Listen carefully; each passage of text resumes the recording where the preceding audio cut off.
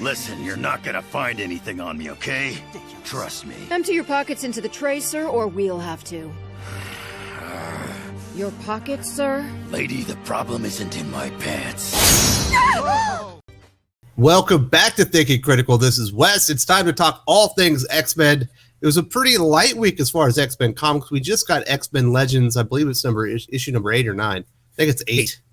8. From Larry Hama and Billy Tad? Correct, yes. There we go. But thankfully, there was an interview with Jordan White, essentially the gift that keeps on giving every time he opens his mouth, with Adventures in Poor Taste. There will be a link in the video description if you want to read the whole thing. It's actually quite boring. You can see why he's not all that great of an editor, but there are a couple things in there where, in my opinion, he kind of insults the fans and their intelligence with a couple of the responses that he had that Doc and I are going to talk about first. Obviously, with me is the X-Men historian, the Marvel aficionado himself. Doc, how you doing? I'm wonderful, sir. Thank you for inviting me on to talk once again about X-Men.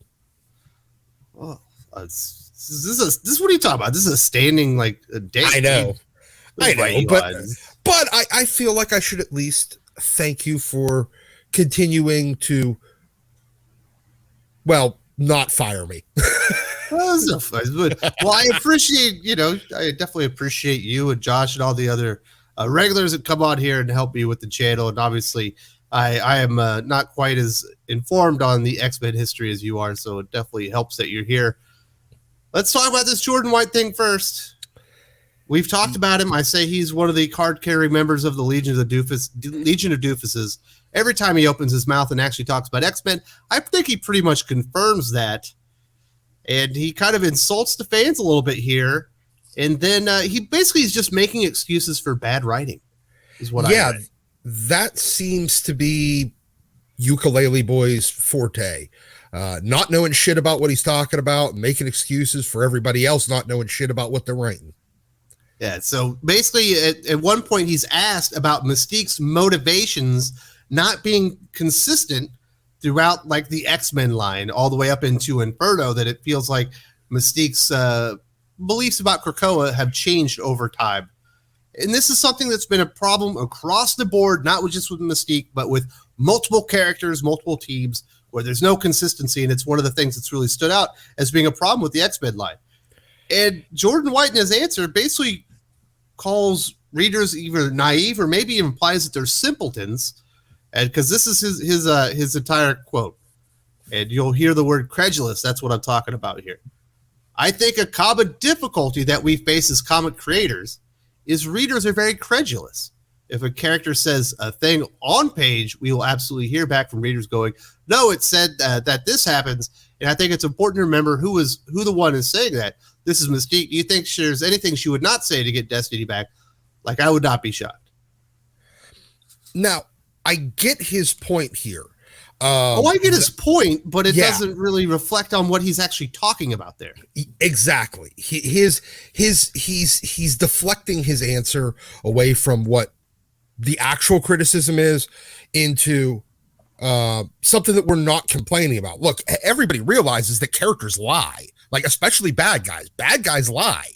But at the same time, he's deflecting it from just logical inconsistencies, complete motivational inconsistencies throughout the whole thing to, they said this thing on this page, and then they did something else. Yes, that's called a lie. We understand this, you baby-brained imbecile.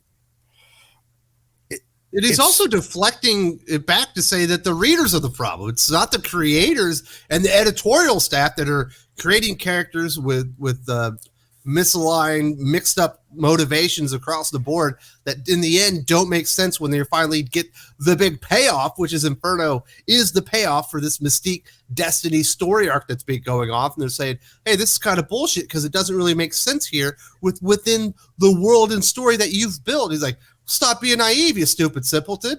Yeah, this is a complex story. Yeah, this is him saying, well, it's not our fault for, having a wildly inconsistent characterization and motivations. It's your fault for noticing. That's what it's our fault for noticing that you write poorly and that you edit poorly, buddy. No, I don't Like, really how buy that. dare you call us out on our half-baked ideas and execution? Yeah. It's not that we were doing anything wrong. It's that you noticed we're doing something wrong. That's where the problem is. Jesus Christ. I think it's always so weird to end up blaming the readers who obviously are asking a question or pointing out an inconsistency. But like, no, you're just naive. You're credulous. Yes. That's what it is. Yeah. You just don't get the complex story that we built. Yeah, our complex story, because it's so complex that it actually doesn't even make sense. That's how complex it is. No, look, this is just more excuse making from an idiot. Look, when readers point that stuff out to people like him, we're actually helping him. Like, hey, we're helping you so that next time this thing happens, you can catch it and actually do your job. God forbid that we actually have to teach you how to edit. Wow. Now, there's another part. Obviously, the first one, he kind of deflects the problem is the readers are credulous, naive simpletons. In this next one, he just says to the readers, don't worry about it. There's nothing to see here. You don't even need to worry about that. This was brought up quite a bit in my comments. Certainly was brought up to AITP, Adventures in Poor Taste, so it's AIPT, and in other places when the X-Men fan up. And this was the exact question. How did Hope use Cerebro helmet to resurrect Destiny if no telepaths are present? This is what he says. It depends on exactly how her powers are working. Her powers have grown and changed over the years. There's nothing saying necessarily that maybe she can't tap into power she's used in the past. That's probably a bit too much to infer from nowhere, though. So I think it's more likely to say there are telepaths nearby. There are always telepaths nearby. There are so many telepaths just in the council load. I'm not worried about it. And then later on he says, don't even worry about it. Because you forgot to put a telepath within the story where it makes sense for Hope to be absorbing that power and utilizing it. You're like, there's always a telepath. Why do I have to make a story that makes sense and put in a character that allows Hope to actually use these powers? Yeah, exactly. Hey, we're just going to randomly change her powers. And don't worry about the fact that it's wondrous power creep. Don't worry about the fact that it's just inconsistent, random changes in how everything works. Don't worry about any of this stuff. God forbid you maintain no logical consistency throughout your story. Forget about that. Have a defined power set and how they work. Yeah. And I mean, oh my God, who wants that? Don't we just want every character to just be able to do everything that we need them to do? Okay, cool. You just made Mary Sue the fucking comic. All of these, every character is a Mary Sue and a Gary Stu. Not just Hope. Everyone, whatever the writer wants to do works. That's what Jordan White is saying here at this point. We will find an excuse for everything, no matter how big of a giant glaring plot hole. Doesn't matter whether you could drive a semi-truck through it. We're going to make an excuse. It would have been so much easier for him to answer the question and be like, we fully intended to put a telepath in the vicinity of Hope so that people would understand how that, but it fell by the wayside. That's on me. I'll make sure it doesn't happen again. Obviously, there needed to be a telepath that people knew was nearby for her to use that power set and be able to execute the Cerebro helmet during the resurrection of Destiny. Exactly. I mean, it's accountability, man. Yeah. Like, you missed this giant glaring plot hole and you don't expect, I'm sorry, dude, you are not, cutesy enough. You are not, we don't like you enough to excuse this crap. I'll put it that way. It's glaring. It spotlights a bigger problem within comic books, not just in the X-Men line, not just at Marvel, but at DC, all of comic books. It's an accountability issue. Yeah. These guys are so scared and they're so, they can't take criticism. They can't take feedback. Oh, you notice this glaring plot hole within our story where it makes no sense that this character could do that? Don't worry about it. it's implied that there was a telepath somewhere, even if it wasn't on the page. Well, the page is the only place that you're able to imply anything in a fucking comic book. Yeah, exactly. Jackass. This weird tendency that editors and creators have had to excuse their shit writing and their shit editing with something that happens off panel that we're not told about. No, you don't get that excuse. You don't. Sorry, you're just not that good. Well, these things are important. Yeah, especially when it's hugely important. It's part of the mechanic of the character, the mechanic of the story. It's a part of a mechanic of the power set. If you aren't using one of the mechanisms, it falls apart and it doesn't work. In 20 years, when people read this story, they're still going to say, who's she getting the power from? Yeah, where the hell's the telepath? Because I'm sitting here looking at it going, you know, if you want to show that Mystique is super clever and work this out, then you actually have to show how she fooled Hope. Not just, well, she fooled her because she's Mystique. Yeah, and hopefully there are other readers in 20 years when they read this and they go, so Hope was walking around Krakoa with the Cerebro helmet for 4 weeks and nobody asked her where it came from? Yep. And there's these stupid glaring plot holes in this story. Yes, that she's just walking around with this helmet, that she's able to... does this mean that now... that what the hell's the need for the 5? She apparently can do all of it now. All the powers. Yeah. She can just do them all. At the same time, probably too, because where's it said she can't? That's the Jordan White logic at this point. You know what? Why can't she just copy Moira's too and everybody else's? You know what? She's everyone. She is Legion now. Yeah, it's just one of those things. That's, go check out the whole interview if you want. Those are the two things that really stood out for me. But you can see that he's a really boring guy. Read him try to explain the power set of the Chronicler. Yeah. And you'll see he's kind of a bumbling fool. Yeah, he doesn't have a goddamn clue how it works. I mean, there's a lot of other interesting things in this.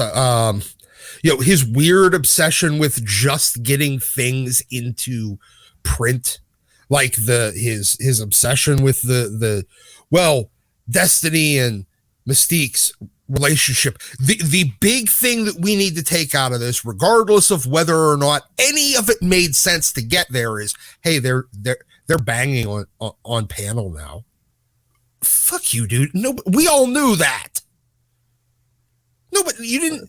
It doesn't. You're not winning anything. You're doing a really shitty job of getting it. And you know what you're going to do when it comes down to when somebody asks down the line, oh, well, how did they bring Destiny back so that they could make them really a couple in current continuity on the panel? Oh, well, it was a really terrible hackneyed story that just got put together just to get to that conclusion.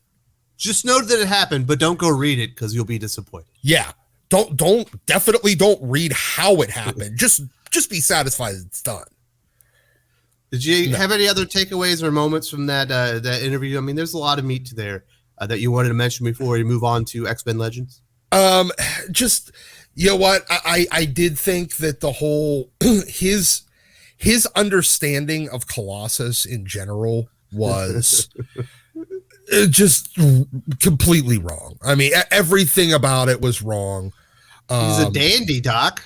Yeah, it's the whole thing. I mean, look, now I'm figuring out his, Jordan White's stupidity because, well, he edited Kieran Gillen's X-Men. So, you know what? Why should I expect anything better? If you are an X-Men reader and you would like, I don't know, a magnifying glass or a peek behind the curtain to let you know why things don't feel right, there's consistency issues, there's logic gaps, the stories don't feel good, read this interview with Jordan White, and I think you'll get a good idea on why X-Men is in disarray to this day, because he is a competitor. Actually, I did have one more. Okay. His whole just wildly illogical like excuse for why time travelers are perfectly okay to have on the island, but precogs aren't. Because we wanted to have Cable in the story. Yeah, it literally comes down to, well, we wanted Cable and Bishop. Stories, so we didn't want to exclude those characters, so we forgot about time travel. You know what I'm saying? Yeah, literally, they forgot how time. Like, hey, you know, the time travelers. If you got this big thing with precogs, then why are you letting the time travelers on the island? Like, that should have been a big one, and they completely missed it. Like, just it go flying by them at 100 miles an hour. Once again, no accountability. Nope. And at all for the quality and execution of the stories. And the amount of mental gymnastics that he went through in this article to not admit, yeah, we fucked that one up real bad and completely dropped the ball. Really? There wasn't a lot of mental gymnastics to it. He's just like, well, we wanted to use the characters. You can't exclude Cable and Bishop, so Oh no. He did the whole thing with, well, timeline how he was talking about paradoxes and stuff. That's paradoxes. Why they use them. Yeah, paradoxes and oh well, they're not the same as precogs because bunch of mental gymnastics. They're not. Well, yeah, because precogs only have a premonition or an idea of what the future is. Time travelers absolutely know what it is definitively. Yeah, exactly. And they're like, yeah, so yeah, we completely missed dropped the ball on this, and apparently they made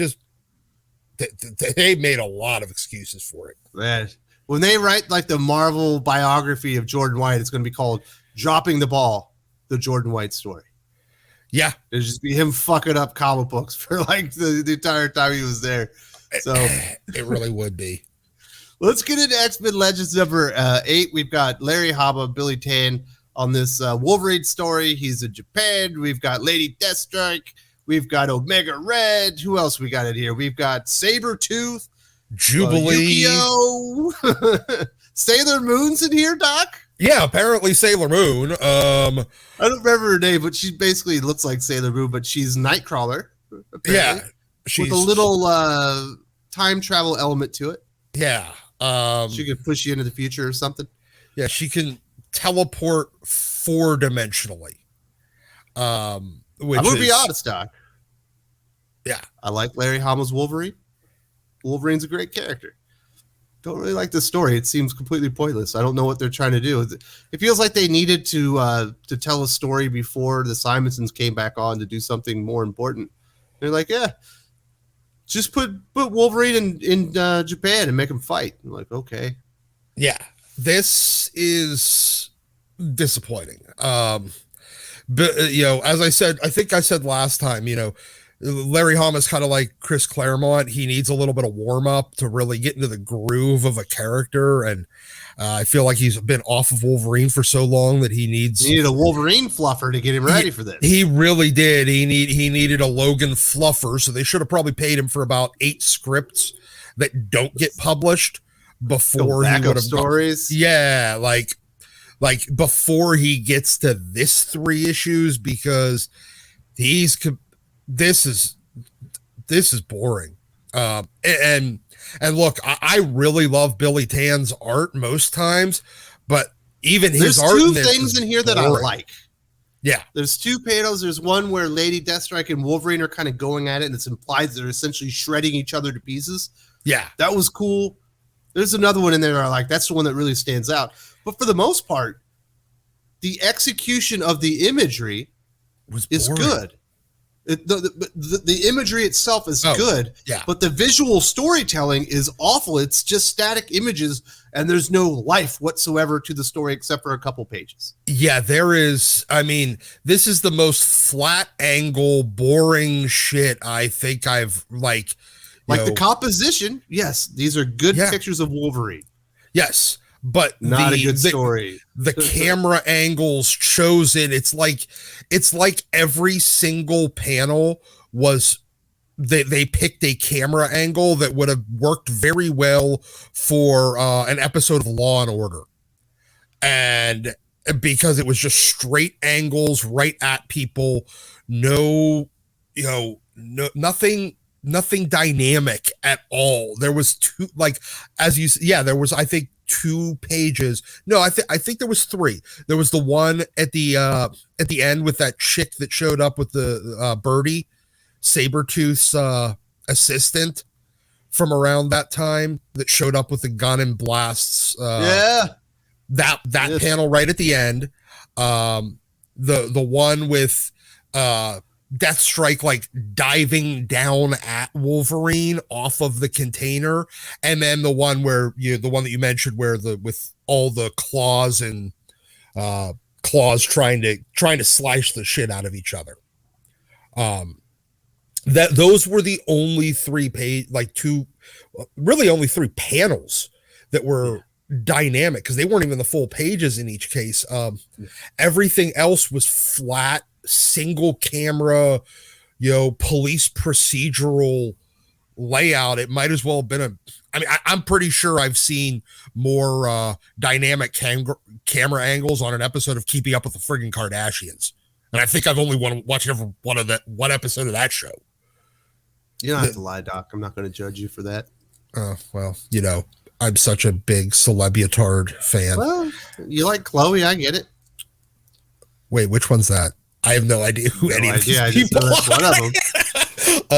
But regardless, my wife doesn't watch crap like that, so I don't have to. But regardless, no.